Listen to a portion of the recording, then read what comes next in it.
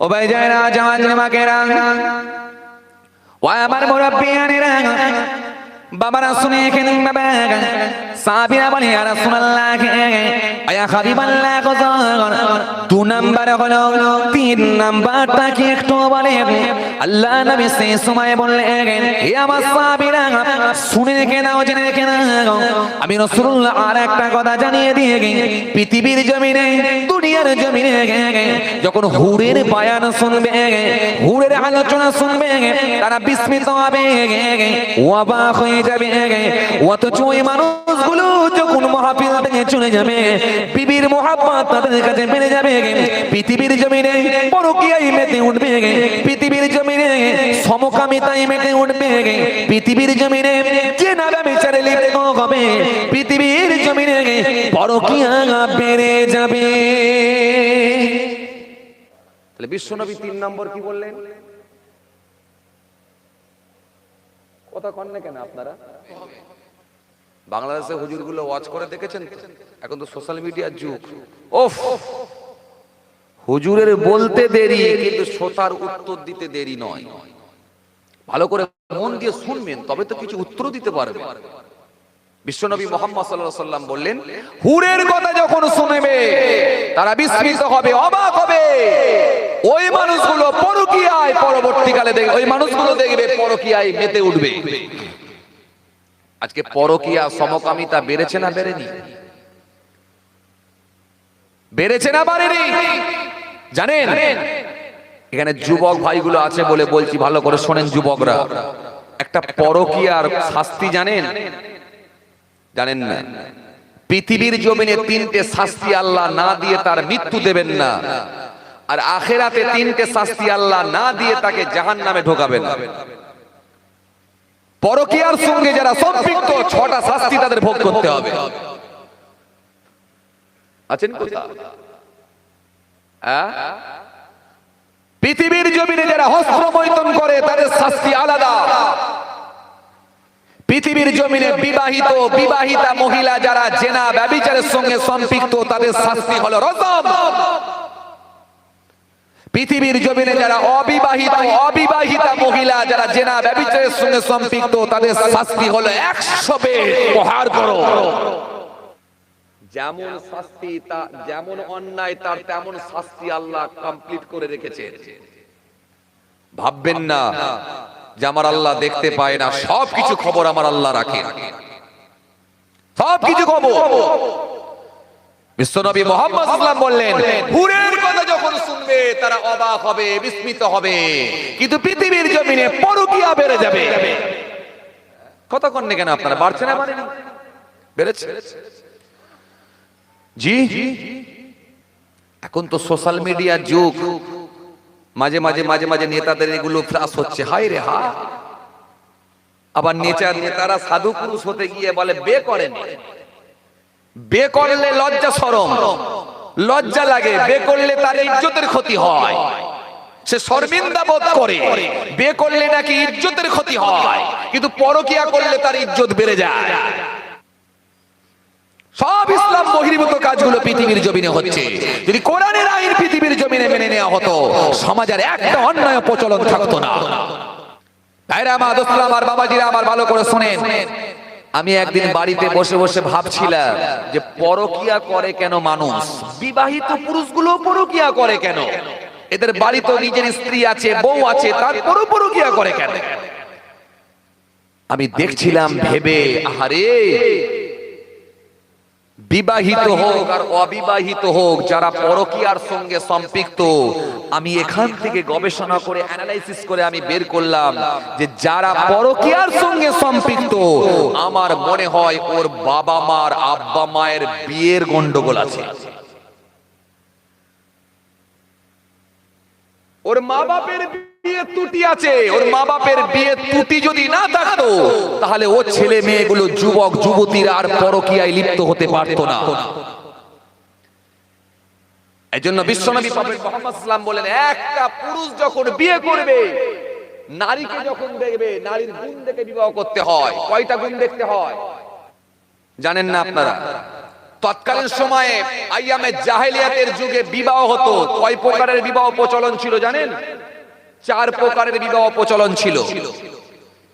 বিশ্বনবী প্রফেট মুহাম্মদ সাল্লাল্লাহু আলাইহি ওয়াসাল্লাম তিনি পৃথিবীর জমিনে এসে 3 প্রকারের বিবাহকে ডিলিট মেরেছেন, আর একটা বিবাহকে রাসূলুল্লাহ সম্মতি দিয়েছেন। 1 প্রকারের বিবাহ আল্লাহর রাসূল চালু করেছিলেন, সেটা তৎকালীন সময় ছিল, আজও আছে, কালও থাকবে, কিয়ামত পর্যন্ত থাকবে। বাকি 3 প্রকারের বিবাহকে বিশ্বনবী ডিলিট মেরে দিয়েছিলেন। বিয়ে করাটা কি? হ্যাঁ, আমার ওই ভাই বলেছে ফরজ, চাচা বলেছে সুন্নত, আপনারা বলেন কি? সুন্নত। সুন্নতের দল বেশি, তাই না?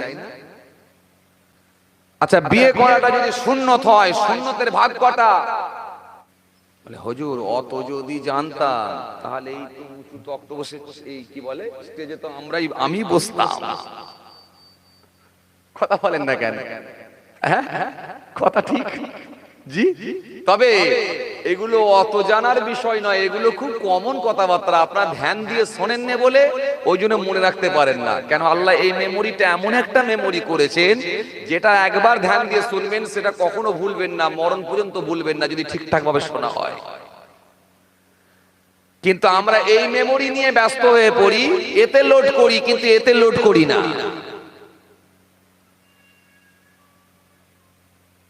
যে সুন্নতের দুটো ভাগ আছে, একটা হলো সুন্নতে মুআক্কাদা আর একটা হলো সুন্নতে গায়র মুআক্কাদা।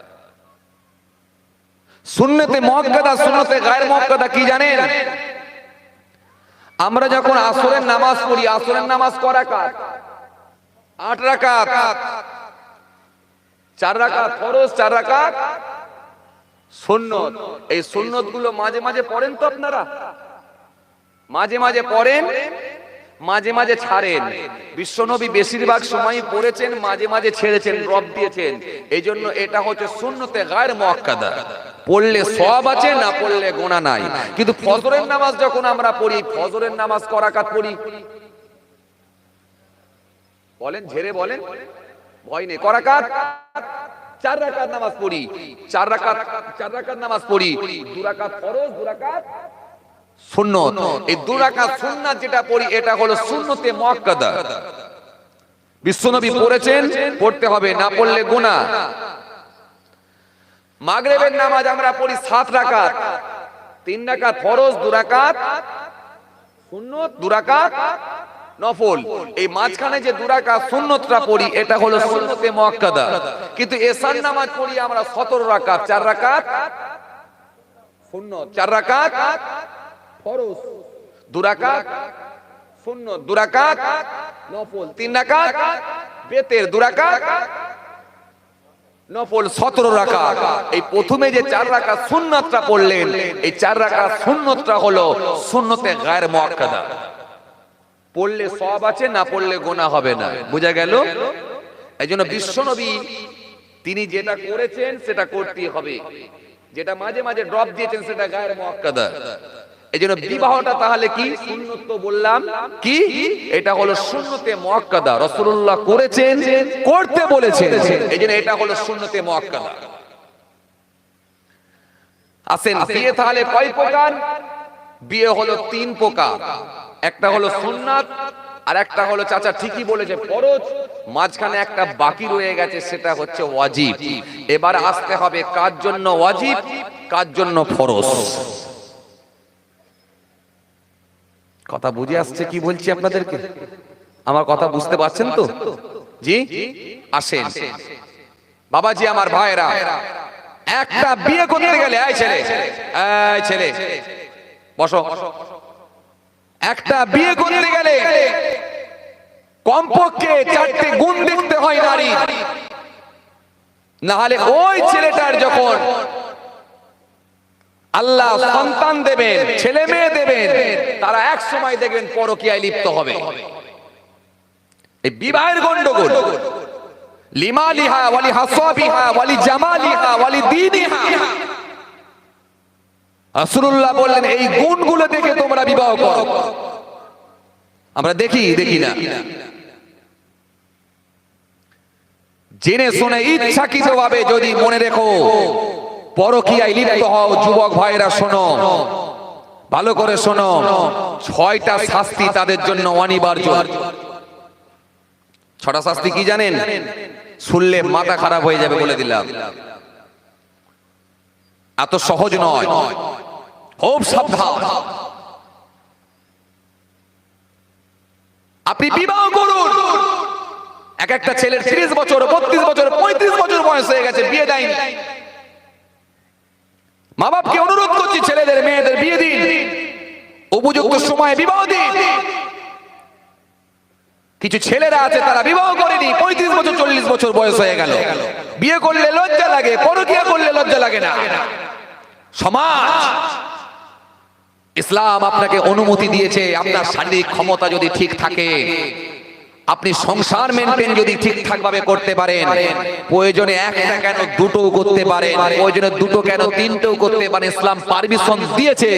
কিন্তু বড় বউকে মেরু শাড়ি কিনে দেবেন, ছোট বউকে আপনি বেনারসি শাড়ি কিনে দেবেন চাঁদরাতে, কিন্তু ইসলাম বহির্ভূত কাজ হবে, এটা ইসলাম কখনো মেনে নেবে না।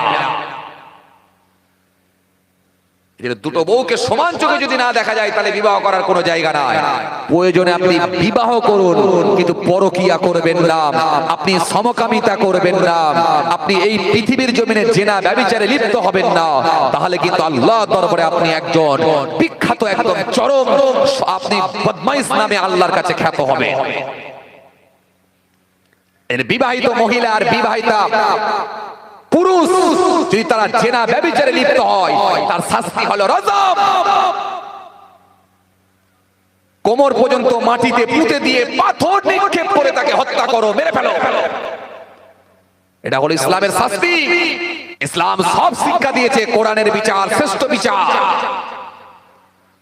মদ খাবে, খাও, তুলে নিয়ে গিয়ে তাকে 80 বেদ লাগাও, লোকাল একটা স্টেডিয়ামের ভেতরে ঢুকিয়ে টেলিভিশনে জুড়ে দিয়ে বাকি মাতালগুলোকে টিভির পর্দায় বসিয়ে ওর 80 বেদ মারাটা দেখিয়ে দাও, সব মাতাল মদ খাওয়া ছেড়ে দেবে।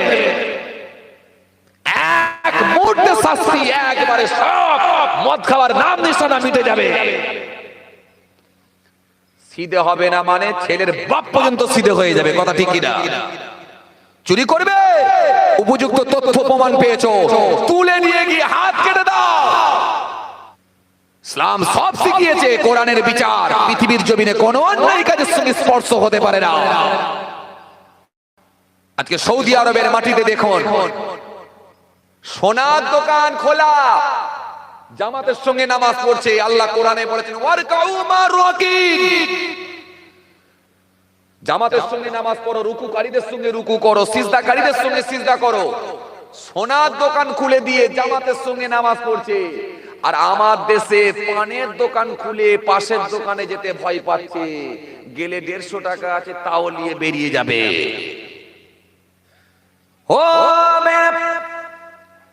ও যুবকেরা, বাবারা শুনে এখানে জিনে কেনেন বাবা, হযরত ঈসা নবী যখন আসমানে চলে গেলেন, বিশ্ব নবীকে আল্লাহ পৃথিবীর জমিনে প্রেরণ করলেন। এর মাঝখানে একটা লম্বা সময়ের ব্যবধান, যেটা হলো 570 বছর। 570 বছরের ব্যবধান। কোন নবী নাই, কোন রাসূল নাই, কোন পীর নাই, কোন মাহবুব নাই, কোন আল্লাহর মাহবুব বান্দা পৃথিবীর জমিনে নাই। ফলে এমন কোন অন্যায় নাই জাহেলিয়াতের যুগে, আইয়ামে জাহেলিয়াতের যুগের মানুষেরা করে নাই। বিশ্ব নবী যখন পৃথিবীর জমিনে এলেন, সব অন্যায়গুলো আস্তে আস্তে ডিলিট মারতে লাগলেন। তাদের ভেতরে 4 প্রকারের বিবাহ প্রচলন ছিল। এই 4 প্রকারের বিবাহের ভেতরে আল্লাহ নবী 1 প্রকারের বিবাহকে চালু করলেন। 3টে বিবাহকে আল্লাহ নবী ডিলিট মেরে দিলেন, কিয়ামত পর্যন্ত মুছে দিলেন। 3 রকমের বিবাহ মুছে দেওয়া হলো। আজকের দিনে দেখা যায়, হিসাব করে দেখা যায়, সে একই স্টাইলে একই অন্যায় হয়। তারা নাম দিয়েছিল বিবাহ, আজকে এরা নাম দেয় না বিবাহ। বিবাহ নামটা বাদ দিয়ে একই অন্যায় আজকের দিনে হয়। হিসাব করে যদি দেখা যায়, আইয়ামে জাহেলিয়াতের যুগে থেকে আজকের মানুষ আরো 1 ঘাট বেশি খারাপ হয়ে গেছে। তারা তো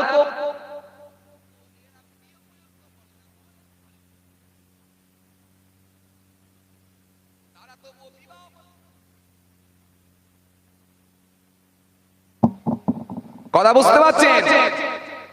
তারা তো তবুও বিবাহ বলতো, এরা বিয়েও বলে না।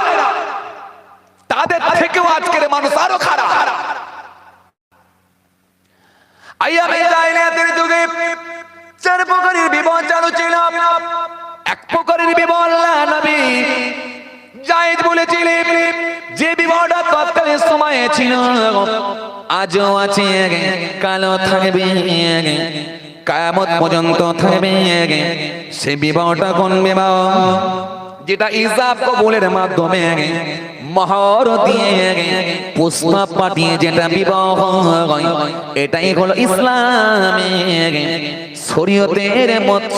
শরীয়তে এটাই হলো সঠিক বিবাহ। বাকি তিন রকমের বিবাহ বিশ্বনবী তৎকালীন সময় আল্লাহর নবী ক্যান্সেল করে দিয়েছিলেন।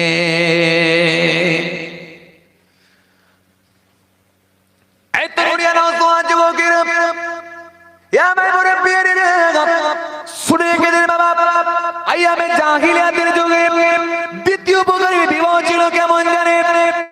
দ্বিতীয় প্রকারের বিবাহ হলো আইয়ামে জাহিলিয়াতের যুগে। দ্বিতীয় প্রকারের বিবাহ কেমন ছিল জানেন? কোন স্বামী স্ত্রী যখন ঘর সংসার করত, আস্তে আস্তে আস্তে আস্তে ওই স্ত্রী যখন হায়েজের টাইম হত, ওই স্ত্রী যখন মাসিক অবস্থায় থাকত, মাসিক থেকে যখন পবিত্র হত, হায়েজ থেকে যখন পবিত্র হত, পবিত্র হওয়ার পর ওই স্বামী তার নিজের স্ত্রীকে অন্য জনের বাড়িতে যেতে বাধ্য করত, অন্য জনের বাড়িতে গিয়ে থাকতে তারা বাধ্য করত। ওই স্ত্রী যখন শুনতো না, যাব না বলতো, স্বামী তার বেডটা আলাদা করে নিত, রুমটা আলাদা করে নিত, বিছানাটা আলাদা করে নিত। ওই বিবির সঙ্গে কোনো সম্পর্ক রাখতো না, জোর করে অন্য জনের বাড়িতে পাঠাতে বাধ্য করত।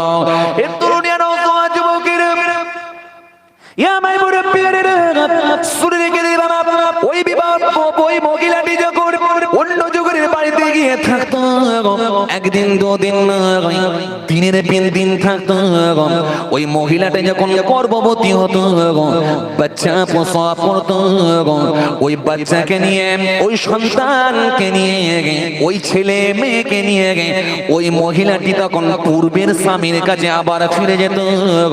এটা তাদের কাছে ছিল দ্বিতীয় প্রকারের বিবাহ। এই স্বামীর মূল উদ্দেশ্য ছিল ওই সন্তানটা হলো অন্য জনের সন্তান, উঁচু জাতের সন্তান, উঁচু বংশের সন্তান, উঁচু বংশের উঁচু জাতের ছেলে পাওয়ার জন্য, মেয়ে পাওয়ার জন্য তারা অন্য জনের বাড়িতে গিয়ে নিজের বিবিদেরকে থাকতে বাধ্য করত। এটা তাদের কাছে ছিল দ্বিতীয় প্রকারের বিবাহ। নবী মুহাম্মদ দ্বিতীয় প্রকারের বিবাহটা ক্যান্সেল করে দিয়েছিলেন, একটাই বিবাহ চালু করেছিলেন, বাকি পর পর তিনটে বিবাহ ক্যান্সেল করেছিলেন।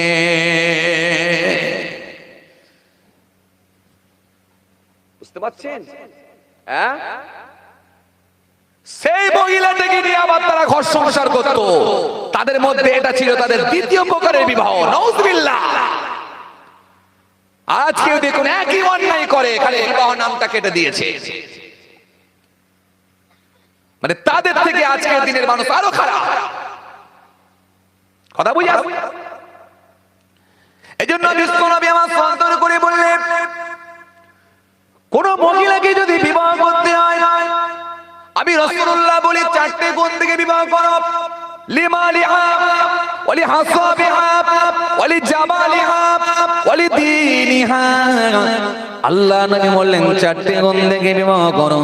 যদি চারটে গুণ থেকে বিবাহ করতে পারো, ওই সংসারে আর কোনো অশান্তি আসবে না। বলো, ওই সংসার তোমাদের বিচ্ছেদ হবে না, ওই সম্পর্ক তোমাদের ছিন্ন হবে না, সংসারে ভাটা পড়বে না, ওই সংসারে তোমাদের অশান্তি হবে না, ওই সংসারটা তোমরা শান্তিতে শান্তিপূর্ণ ভাবে করতে পারবে, তোমাদের লংজিভিটি বাড়বে। আমি রাসূলুল্লাহ বলি চারটে গুণ দেখে তোমরা বিবাহ করো। কি বলেন নবী? তাহলে ওখানে দুই প্রকারের বিবাহ হলো, এখনো দুটো বাকি আছে। আর এখানে গুণ বললেন নবী চারটে। দেখো পরকীয়ার শাস্তি কটা বলেছিলাম? হ্যাঁ, বাহ, আমার ছেলে ভাইগুলো তো ভালোই ফটাফট উত্তর দিচ্ছে দেখছি, এরা মন দিয়ে শুনছে। যে চার প্রকার। কয় প্রকারের বললাম? আমি বলেছি কয় প্রকার হয়েছে? দুই প্রকারের হয়েছে। আর বাকি রয়েছে কয় প্রকার? দুই প্রকার। আচ্ছা বাবাজি আমার ভাইরা, বিবাহ কয় প্রকার বলেছিলাম? ভুলে গেছেন ফের? তিন প্রকার। Correct answer. সুন্নত, ফরজ, ওয়াজিব। সুন্নত তাহলে হলো, কিন্তু ফরজ ওয়াজিবটা এখন কার জন্য? যে হাদিস পাকের মধ্যে এসেছে, হযরত আবু হুরায়রা রাদিয়াল্লাহু তাআলা আনহু থেকে একটা বর্ণিত হাদিস এসেছে। বিশ্বনবী প্রফেট মুহাম্মদ সাল্লাল্লাহু আলাইহি ওয়াসাল্লাম বলছেন, কোন ব্যক্তিকে যে কেউ যদি নেক কাজের দিকে ইনভাইট করে, আহ্বান করে, তার ডাকে সারাদানকারী যে পরিমাণ সওয়াব পায়, আর যে ব্যক্তি ডেকে তাকে ঢোকাবে, তাকে আমার আল্লাহ পাক ডবল সওয়াব দেবেন। জোর করে বলেন না, একটু খুশি মনে বলেন না। আপনি আপনার বন্ধুর সঙ্গে সিনেমা দেখেছেন, লটারির টিকিট কেটেছেন, তাস খেলেছেন, অন্যায় কাজগুলোর সঙ্গে আপনি সম্পৃক্ত, অন্যায় কাজগুলোর সঙ্গে আপনি সংযুক্ত, অন্যায় কাজগুলো আপনার দ্বারাই হয়েছে। এখন আপনার বন্ধু যখন তওবা করে নামাজি হয়ে গেছে, আপনাকে একদিন বলল, বন্ধু রে আমি নামাজ পড়ছি, তুই আমার সঙ্গে চ না। এই বন্ধুর মাথাটা যদি ওয়াশ করে সে মসজিদে ঢুকিয়ে দিতে পারে, এই বন্ধু যে পরিমাণ সওয়াব পাবে, তার যতটা প্রাপ্য, যতটা পানেওয়ালা, ততটাই আমার আল্লাহ তার সওয়াব দেবে। আর আপনি তাকে ডেকে ঢুকিয়েছেন বলে আল্লাহ আপনাকে ডবল সওয়াব দেবে। কেন? আপনার নিজের একটা, আর ওকে ডেকে ঢুকিয়েছেন বলে আর একটা, মানে দুটো সওয়াব আপনি পাবেন। এরকম করে যদি তিনজনকে ঢোকাতে পারেন, তিন ডবল। চারজনকে ঢোকাতে পারলে চার ডবল। পাঁচজনকে ঢোকাতে পারলে পাঁচ ডবল। ছজনকে ঢোকাতে পারলে ছ ডবল। যত নিচের দিকে যাবে তত সওয়াব আল্লাহ কিন্তু আপনার নেকির খাতায় বাড়িয়ে দিতে থাকবে। কথা বুঝছেন? অনেকটা আরসিএম, আরএমপি, এমও ঠিক বিজনেসের মতো। দুনিয়ার জমিনে যে বিজনেস গুলো খেলে করতে গিয়ে মানুষ ধরা খেয়ে যায়, চিটিংবাজি, ব্যবসা। আর বাবাজি আমার ভাইরা, কিন্তু আমার আল্লাহর দরবারে কোনো অভাব নাই। যদি সে দুনিয়ার জমিনে এই কাজগুলো করে যেতে পারে, আল্লাহ তার নেকির খাতায় আল্লাহ বাড়িয়ে দিতে থাকবে, বাড়াতেই থাকবে। অনেকটা চেন সিস্টেম। আজকেও ঠিক সুযোগ আছে।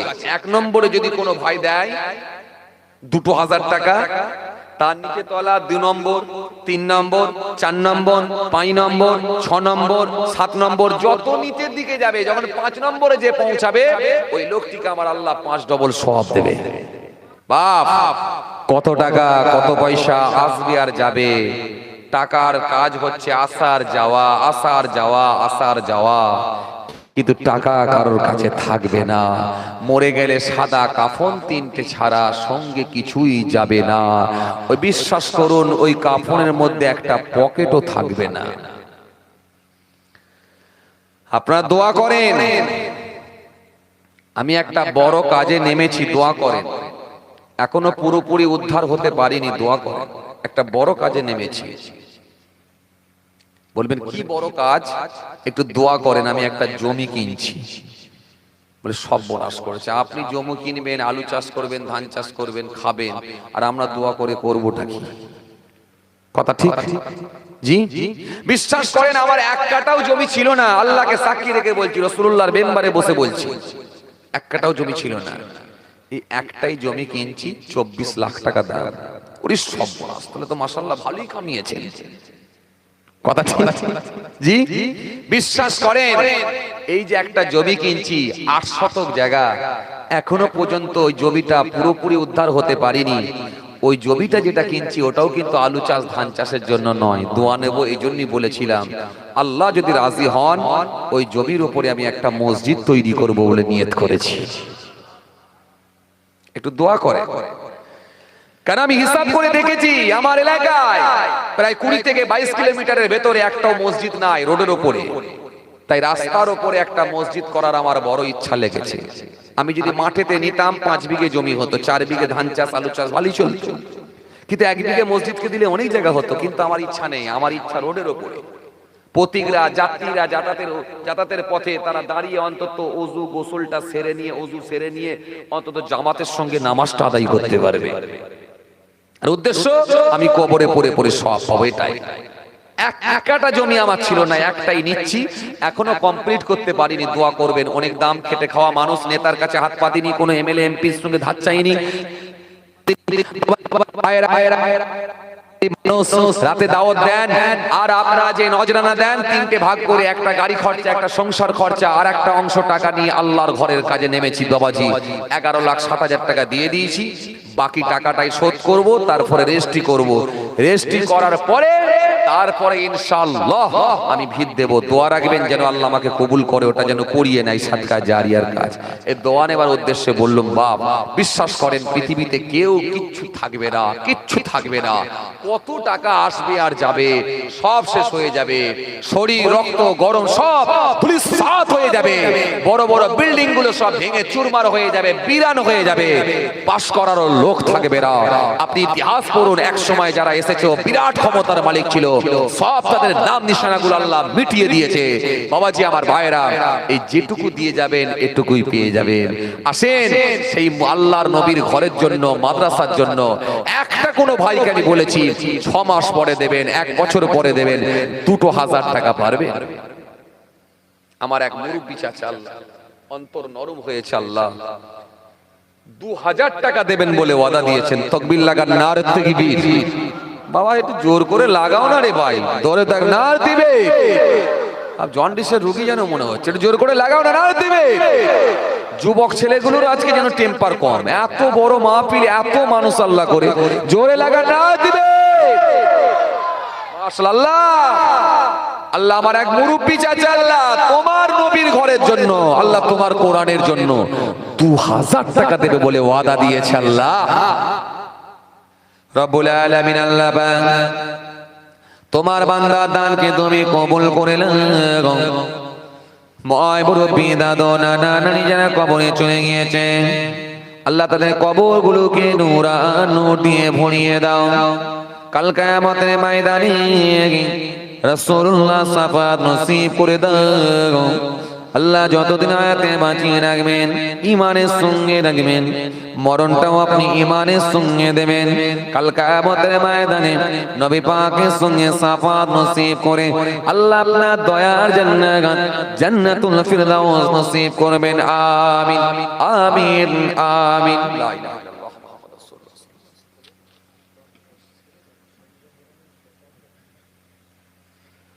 মাশাআল্লাহ।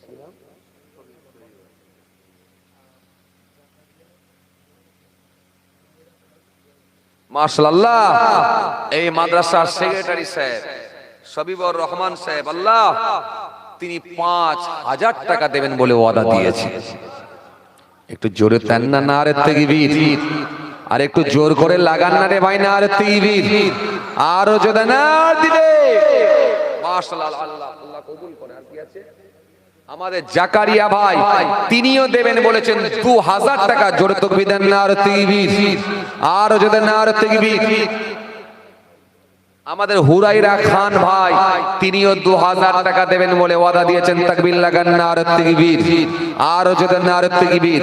আল্লাহ তোমার নবীর ঘরে, আল্লাহ তোমার কোরআনে দেনেওয়ালা আছে, আল্লাহ আল্লাহ দেনেওয়ালা আছে, আল্লাহ আল্লাহ দেনেওয়ালা আছে, আল্লাহ আল্লাহ দেনেওয়ালা আছে, আল্লাহ নিশ্চয় দেবে আল্লাহ। না হলে তোমার ঘরগুলো এইভাবে কি করে হয়, তোমার নবীর ঘরগুলো কি করে হয়? আল্লাহ তুমি করিয়ে নাও, আল্লাহ তোমার বান্দাদের অন্তরে দয়া দাও, আল্লাহ জোর করে তাকবীর লাগান, নারে তাকবীর। রব্বুল আলামিন আল্লাহ তোমার এক বান্দা আল্লাহ 5,000 টাকা, আর এক বান্দা তোমার 2,000 টাকা, আল্লাহ আর এক বান্দা তোমার 2,000 টাকা। তিনজন ভাই আমার তিনজন মিলে আল্লাহ 9,000 টাকা দেবেন বলে ওয়াদা দিয়ে চললাম। রব্বুল আলামিন আল্লাহ তোমার বান্দাদের দানগুলোকে কবুল করে দাও। ময় মুরব্বি দাদু নানা নানি যারা কবরে চলে গিয়েছেন, আল্লাহ তাদের কবরগুলোকে নূর দিয়ে ভরিয়ে দাও। কাল কিয়ামতের ময়দানে রাসূলুল্লাহর শাফাত নসিব করে দাও আল্লাহ। যতদিন হায়াতে বাঁচিয়ে রাখবেন ঈমানের সঙ্গে রাখবেন আল্লাহ, মরণটাও আপনি ঈমানের সঙ্গে দেবেন। কাল কিয়ামতের ময়দানে নবী পাকের সঙ্গে শাফাত নসিব করে আল্লাহ আপনার দয়ার জান্নাত জান্নাতুল ফিরদাউস নসিব করবেন। আমিন আমিন আমিন।